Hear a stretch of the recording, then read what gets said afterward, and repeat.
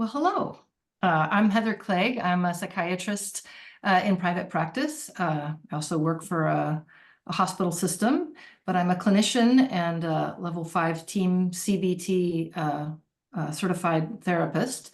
And I'm delighted to talk today with Daniel Minty and Julie Staples about this really exciting paper they've just published on integrating cognitive behavioral therapy, specifically team cognitive behavioral therapy, with yoga interventions for post-traumatic stress disorder.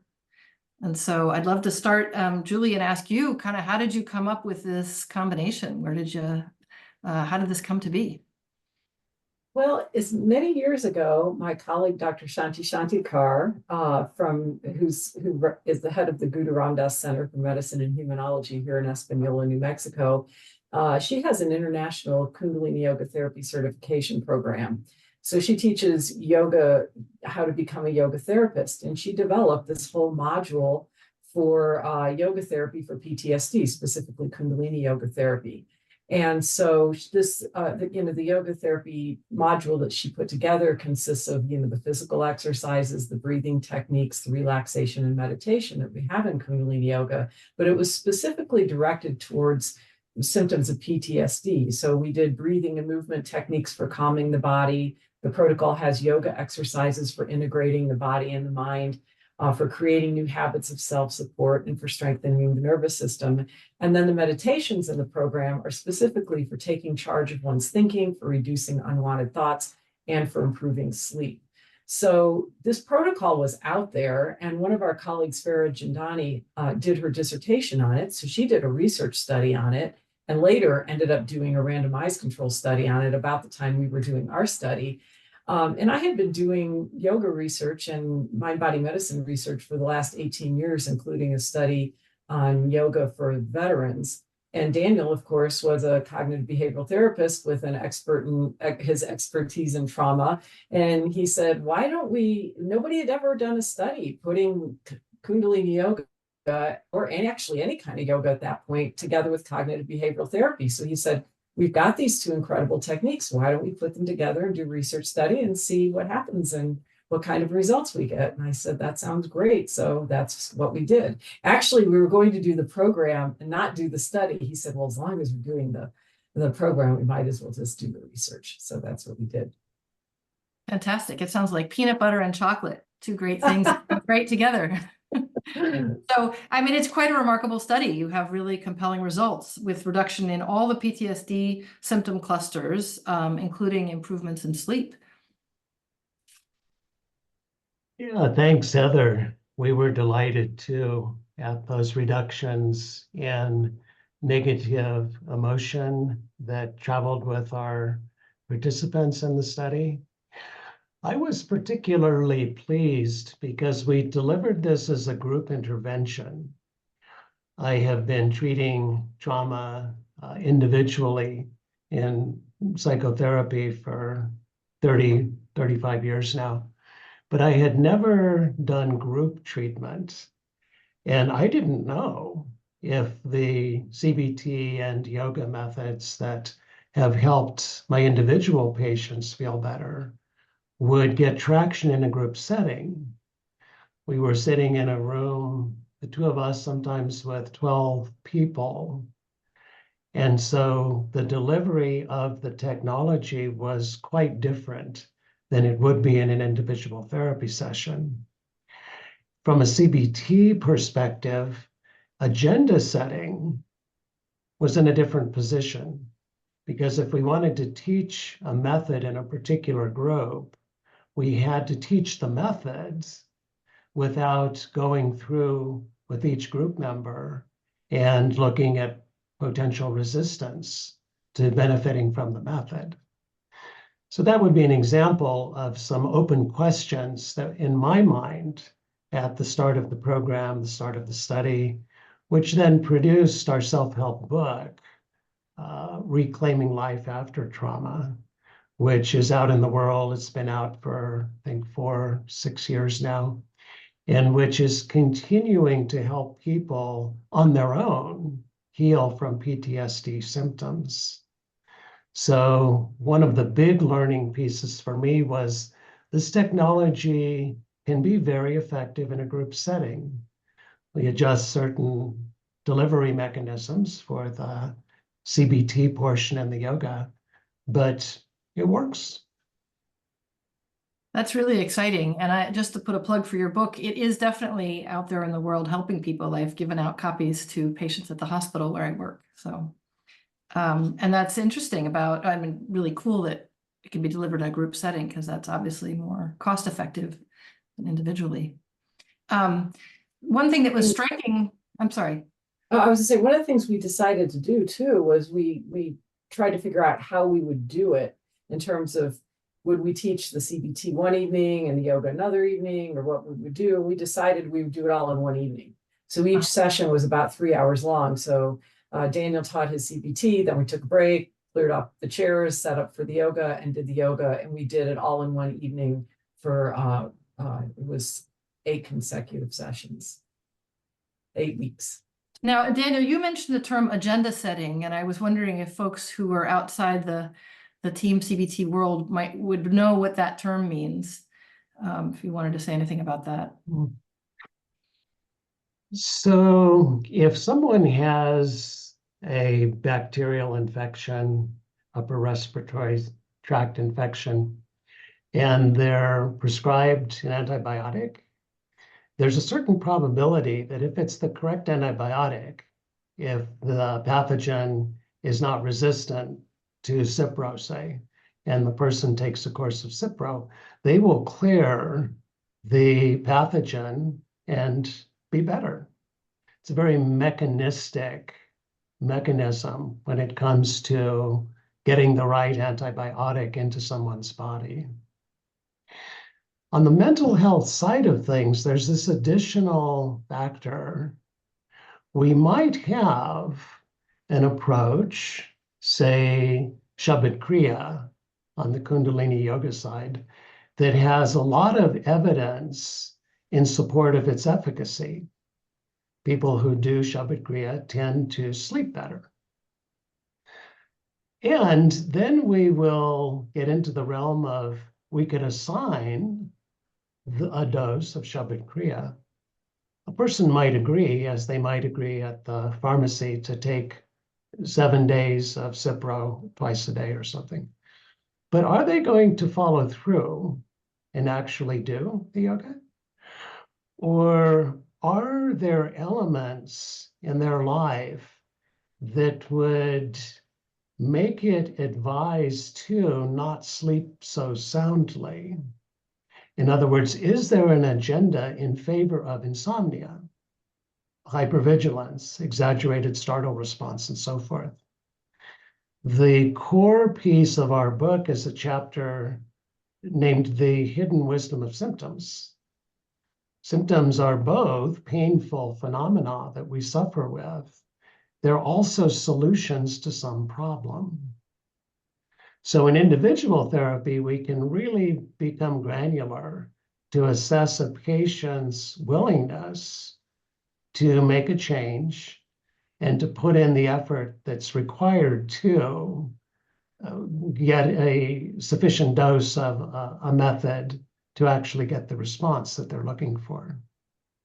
In a group setting, we can certainly discuss that and give good examples of resistance to change and provide things like a cost-benefit analysis that people can use individually to assess their own willingness to make a change in their life. But we can't do it in the same way that we can in one-on-one therapy. So this was a piece that was certainly in play in the program, but not a piece that we could work with in the way that I was accustomed to working with it in individual therapy. Thank you for explaining that. Well, despite that variance, the results were really strong. And you showed, as I said, improvement in kind of all the symptom clusters and also sleep. And after 3 months, the results were not just maintained, but there was actually a trend towards continued improvement. And so I'm wondering what you think accounts for kind of the enduring effects of your intervention.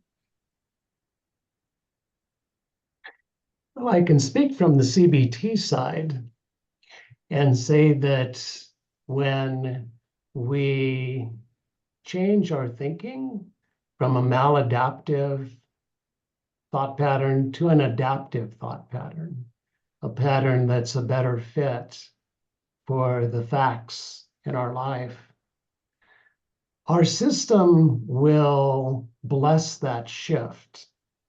Just as if we have bad posture, we're walking around and there's muscle pain associated with leaning forward or something, and we correct that, the system will bless the correction because now we're standing in a way that we're hardwired to stand.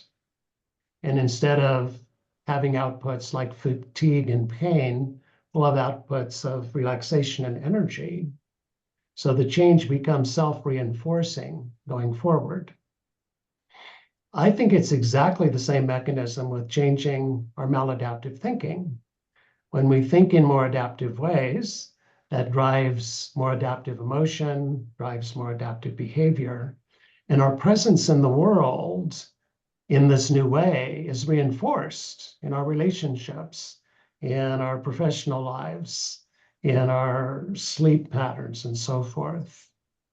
So the good news from a CBT perspective is once we reset, there's a higher probability we will stay reset and we won't go back to the maladaptive ways of being in the world. Yeah. And I can add to that in that, well, one of the things we saw actually was that the results were maintained, but the negative cognitions and mood actually showed additional improvement at follow-up. So it continued to get better, which I think had a lot to do with the CBT, really. That's one of the PTSD cluster symptoms, they call it.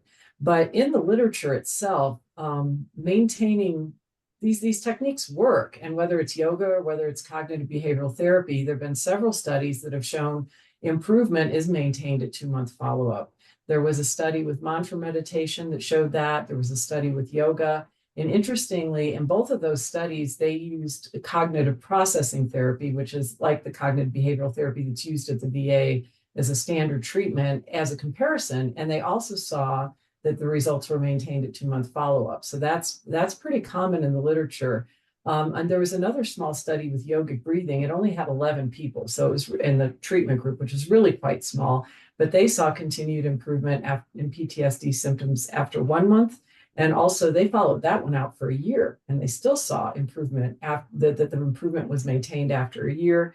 And similar things have also been seen in a mind-body stress reduction program where 2 months later they saw continued improvement. So what's really great is that it's not a short-term benefit, right? They don't just leave the program and then months later they're right back where they started from. From what's out there in the literature and what we've seen in our program, these benefits can be long-lasting.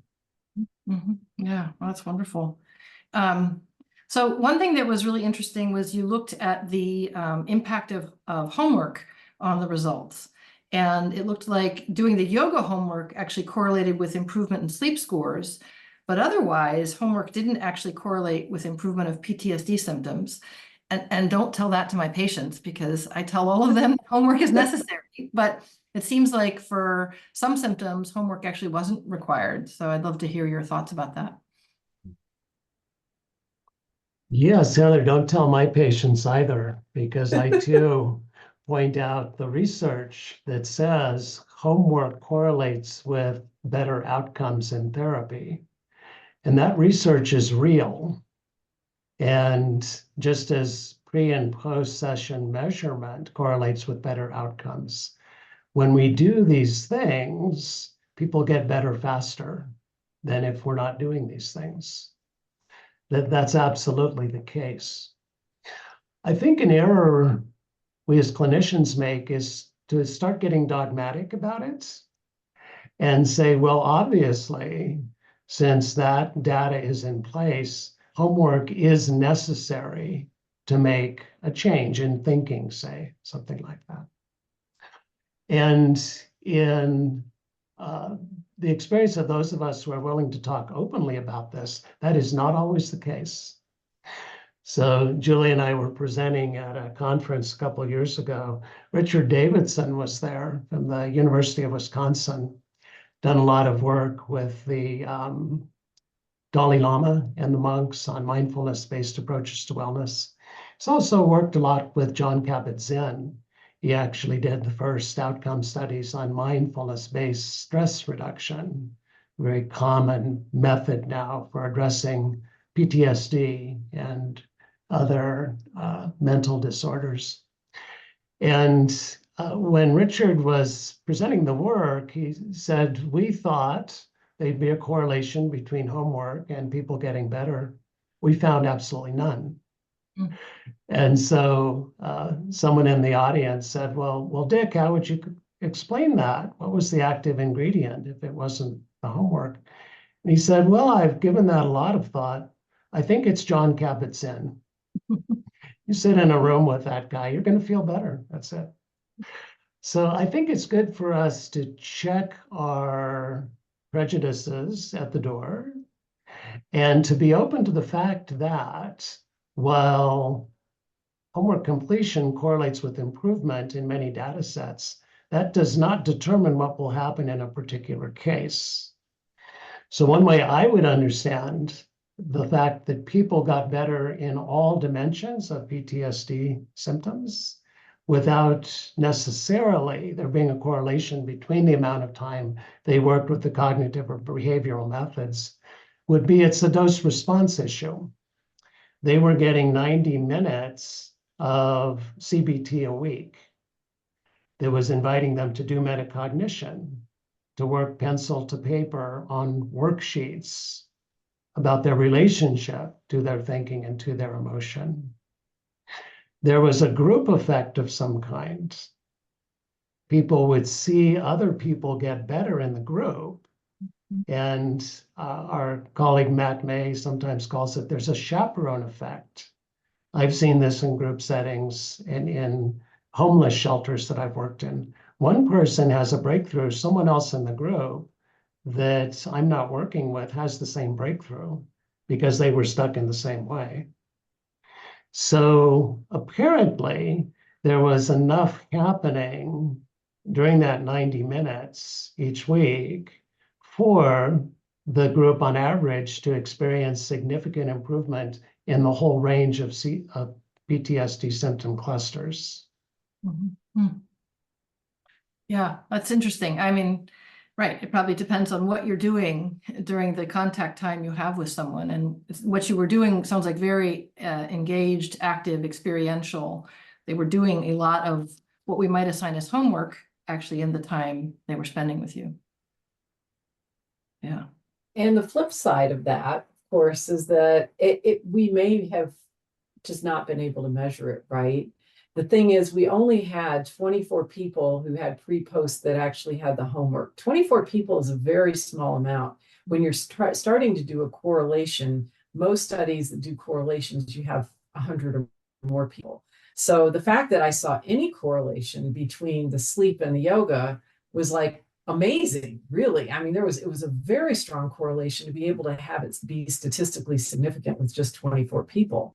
So there have been other studies with cognitive behavioral therapy techniques where there was a study that was done with 140 participants, for example, where they found a correlation between homework and cognitive processing therapy, which is a form of CBT, but they only saw that correlation in people that had high levels of PTSD to start with, okay? They didn't see it if they had lower levels.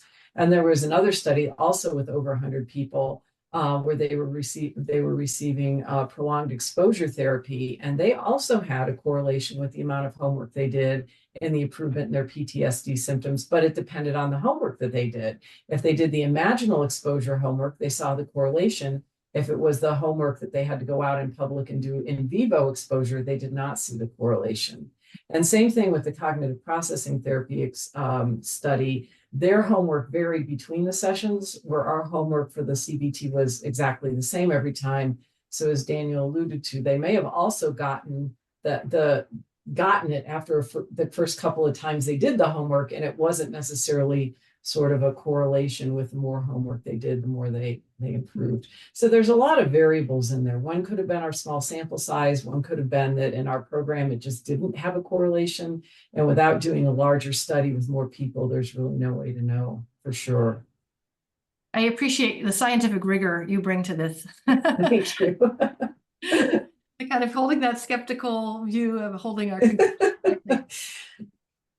Well, if I am allowed to speculate, one thing that jumped out at me, which you guys noted in your study, was that the participants' employment status had a impact on the outcome, so that you had people who were working, people who were not working but not looking for work, maybe because they were retired, and then you had people who were not working who were looking for work, and that subgroup didn't have significant improvement in symptoms.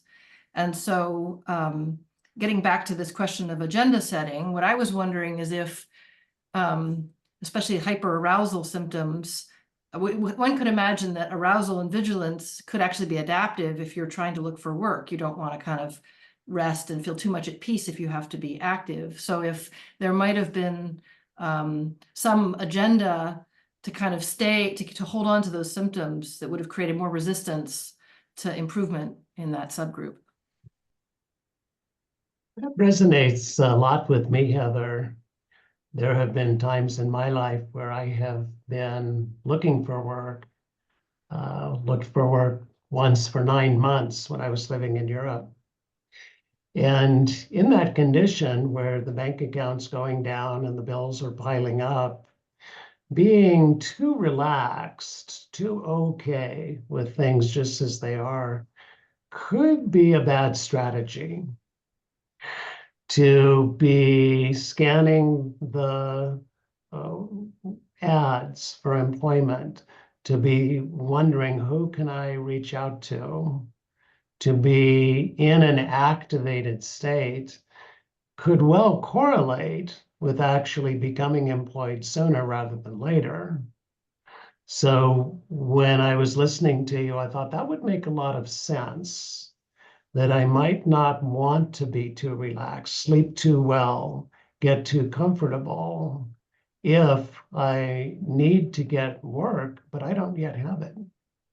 And I mean, as you say that, I mean, a couple of things come up for me. One is I feel a little emotional just because in the CBT world, we often say, well, it's not what happens to you that affects your well-being, it's the meaning you make of it.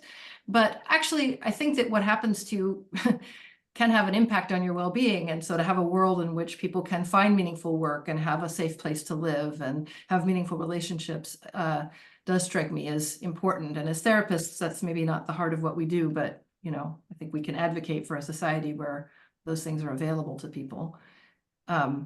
That said, I also wonder, you mentioned not being able to do as much agenda setting in this study. And so I wonder if you'd been able to bring this to conscious awareness, maybe that would have helped participants distinguish between kind of hyperarousal, which actually might not be so adaptive, and that more adaptive range of arousal. And in Team CBT, we talked about having a magic dial to kind of dial things back into a range where it's helpful. I wonder if that might have made a difference.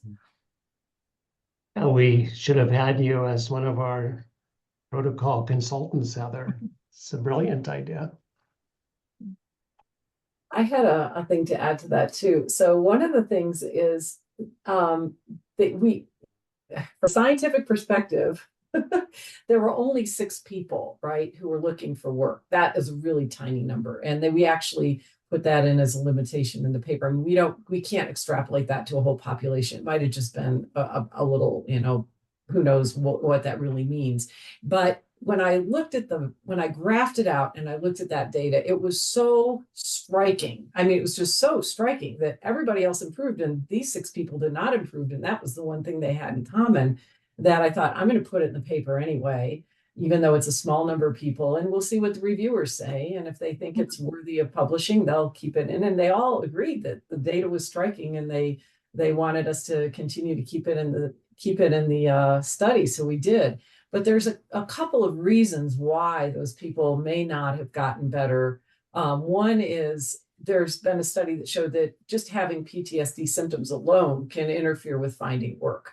especially if people aren't sleeping, they're not as focused as they would like to be. It can be, a problem.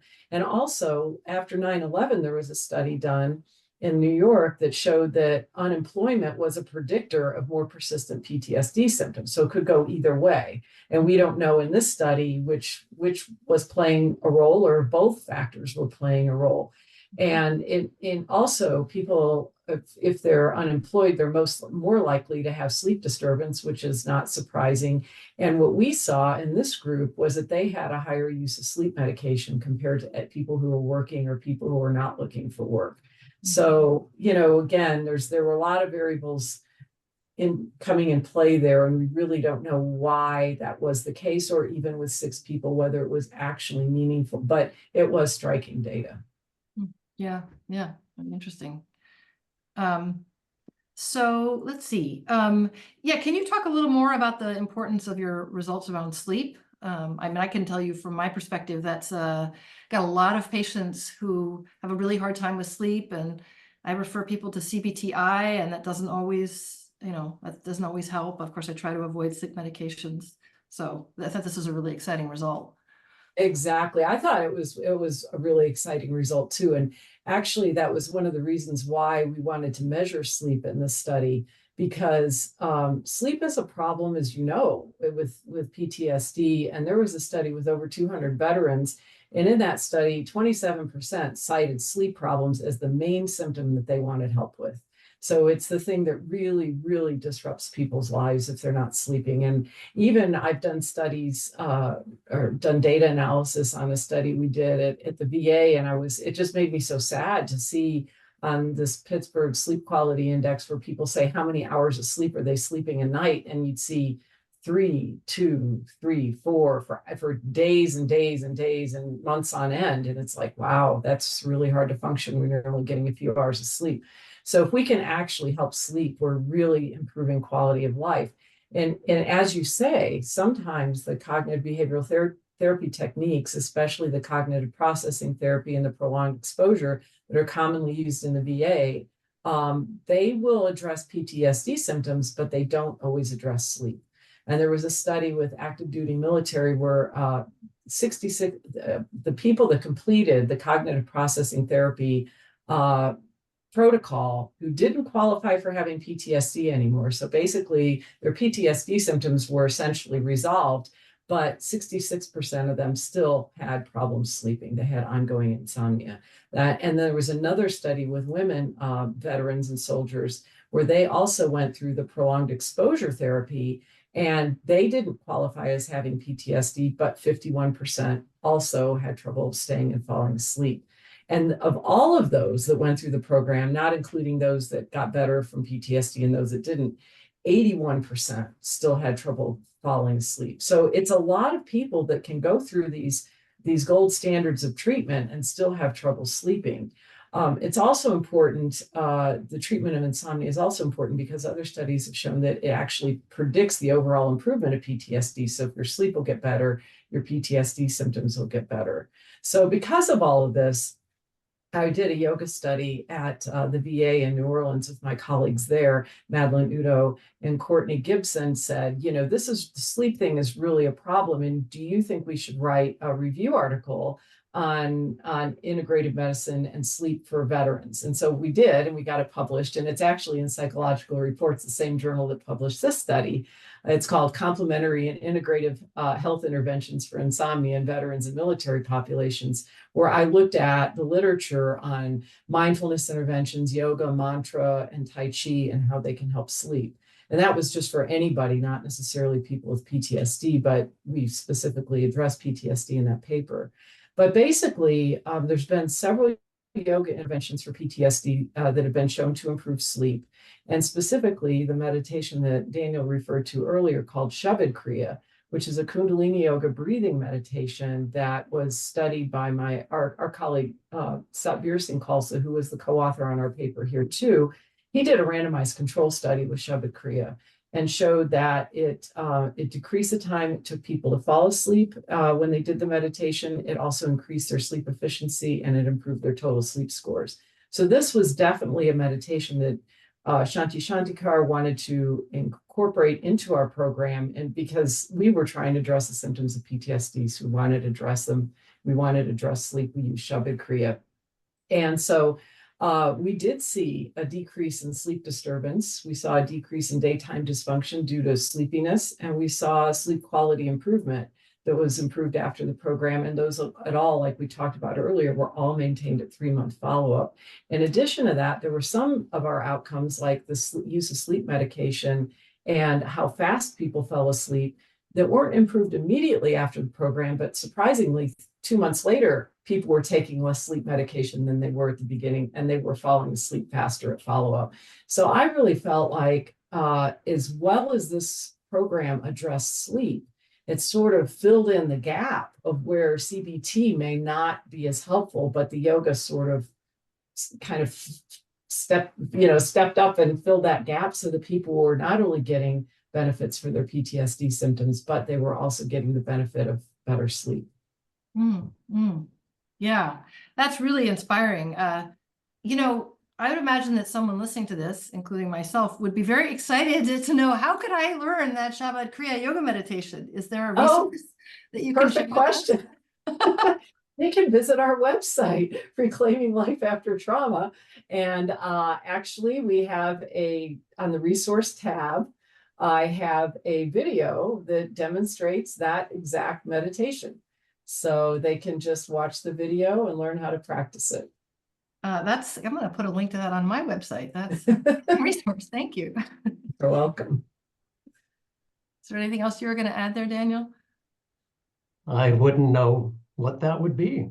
Oh, they're also in our book. The meditation's also in the book, the actual diagram with the pictures and stuff. But the website has got the whole, a physical demonstration, which may even be easier to learn than learning it from the book. Yeah, fantastic. Well, I have one more question, which is, so how do we understand the fact that some PTSD patients respond to mindfulness-based interventions, but others don't? Like, your thoughts about that? Yeah, so there's the agenda issue, which was the first thing that came to mind for me when I heard that question. Some people might have an agenda to hold on to certain PTSD symptoms. And in our therapy work, either individually or in group, we could assess for that and address potential resistance to healing from PTSD symptoms. I think this is another example of a good idea that could become a church, could become a theology. Well, if you're not getting better when you're doing your yoga practice, you must have an agenda to not get better. Maybe. Or maybe there's something else going on in a situation like this. So Julie shared with me a study earlier this month that shed some new light on this issue, right down to the molecular level. So when mindfulness-based approaches have been studied in veteran populations, they show a 50 to 60% response rate for PTSD symptoms. So just taking a group of veterans, delivering a mindfulness-based intervention like the yoga that we incorporate into our protocol, a bit over half the people are going to get better. So clearly, for some of the people, some of the time, mindfulness-based approaches, either as an adjunct therapy to psychopharmacology or to CBT, whatever it would be, or as a standalone therapy, it will help people. But 50 to 60% leaves a lot of non-responders that we haven't understood very well so far. So there have been genetic studies that have identified particular genes that relate to the risk of developing PTSD.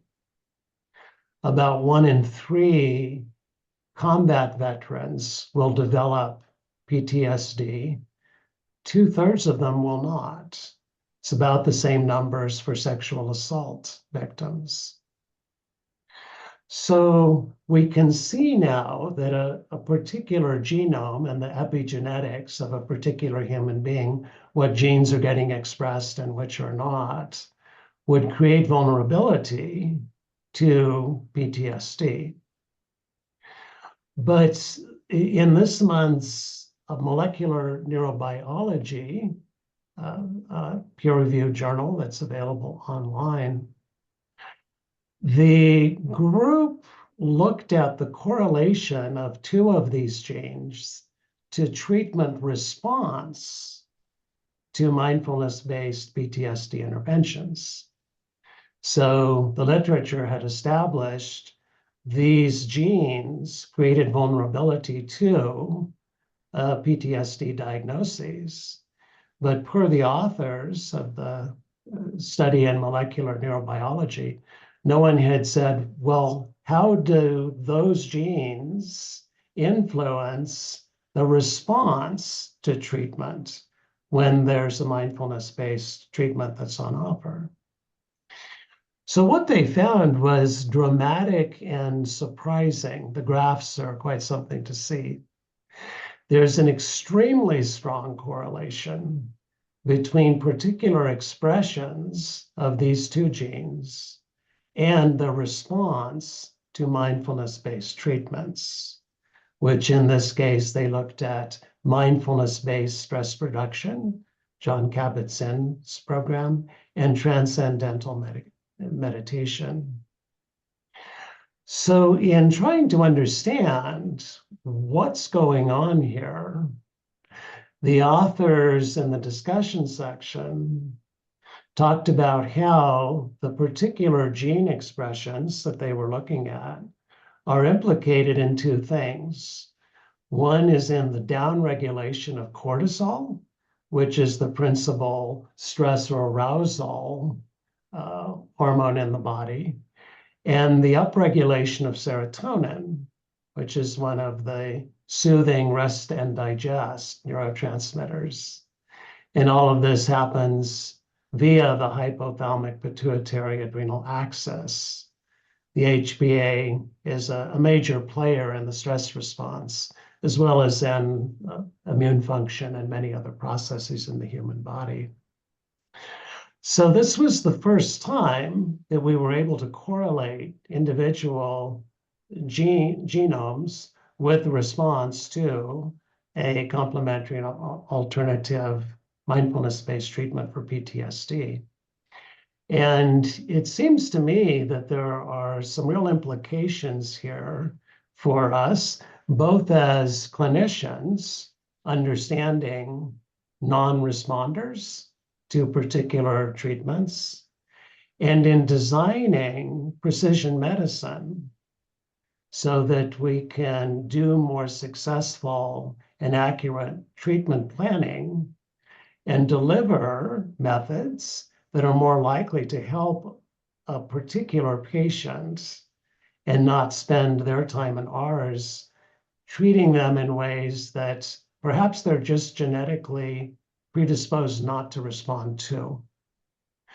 So it's a fascinating area of trauma research, and I was grateful that Julie had turned me on to it and would like others who are treating trauma and maybe some other things as well to enlarge their thinking beyond simply agenda setting and look at some issues and tissues that may be bearing on response to particular treatment protocols. Yeah, right, because the downside of treatments that, lean into self-empowerment is that if they don't work, then if someone sort of takes the idea that somehow they didn't work hard enough and they deserve to keep suffering, that could be quite a painful belief. So it's important, not to blame patients for not responding to our treatments. Or to blame ourselves. It must not be a good protocol. Right. But to just recognize there's a lot of factors that would go into successful treatment of anything. And the more we understand about that psychologically, physiologically, in terms of the neurobiology that's associated, the better service we're going to provide to our patients. Yeah. Well, thank you so much. I just have one other question. What's your next study going to be on? Or are you going to give yourselves a break? I'm imagining this is a lot of work.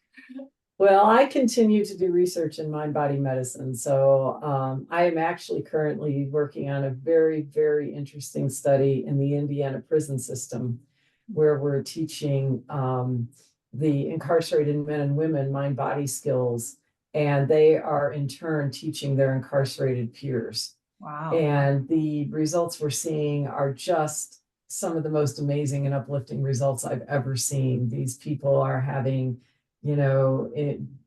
increased resilience, decreased depression, anxiety, and stress. They have more purpose and meaning in life. They have more coping self-efficacy.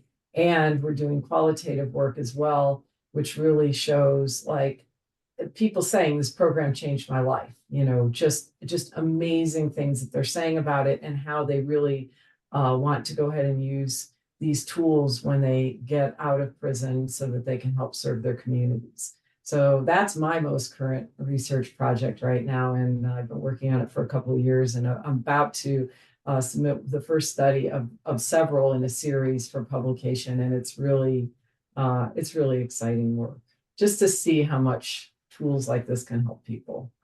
Yeah, I'm looking forward to reading those studies when they come out. Another cool thing about that program is that it's also helping the correction officers who, if I'm remembering correctly, Julie, had higher levels of anxiety and depression than did people who were incarcerated. No, actually, it was the other way around. The incarcerated people had higher levels. They had the higher. Yeah. Did the staff have more improvements? No, the staff didn't have more improvement either. But what was interesting was the improvement in the incarcerated individuals. Their levels were brought down to where the staff levels were. So they really saw a lot of improvement because their levels were higher to start with, and then they came down to where the staff levels were. But yes, we have been teaching these skills to the staff, and we're looking forward to hopefully expanding the program because this particular cycle of funding is over.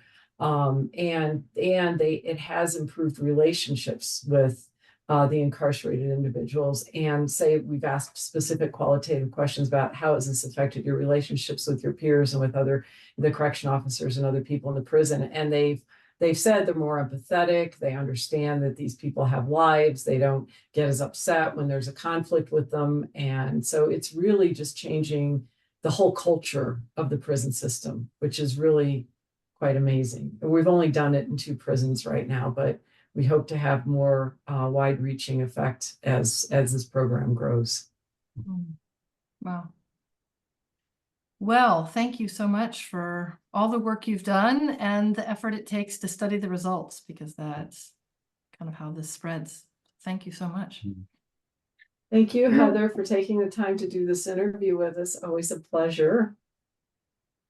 Yes. Yes, I'll second that, and am grateful, Heather, for the work that you do to train therapists to be more scientific in the delivery of care and to be curious about the data.